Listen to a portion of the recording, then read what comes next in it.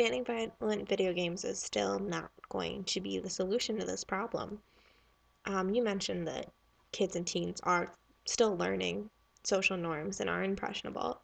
Um, but again, I still believe that it falls back on the parents to take care of this. By playing the games with their kids and talking about it, monitoring of their kids, parents can help prevent these problems. They can help be the solution to these problems.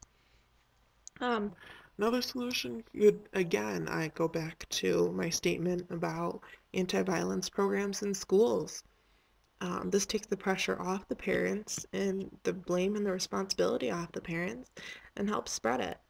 Um, the website for the Office of Justice lists several, like an entire page of anti-violence school programs that are successful and are effective, which shows that it can work.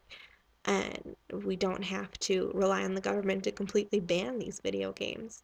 That in itself is still a violation of the First Amendment of freedom to speech. If we're going to attack the video game industry, you said yourself that music is leading. Why should we not start with the number one cause? Why should we go to the number two cause?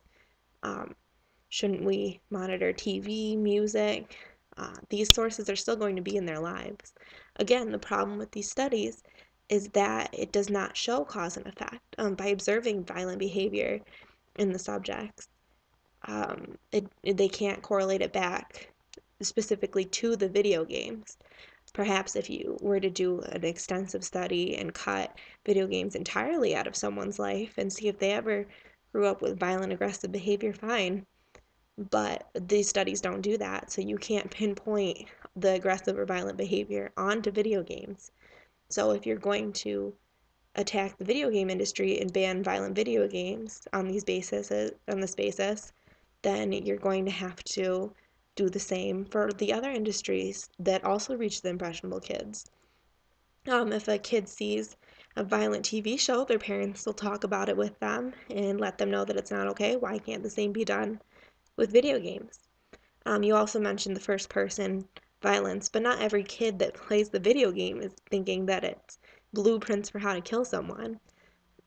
It is just an online competition, online fun among peers. It's not something sinister and violent and evil, and it's not the government's place to ban these video games. Um, it's still up to the judgment of the parents and perhaps school programs, but it's not the place of the government to stifle the freedom of speech that is video games without first looking at other industries.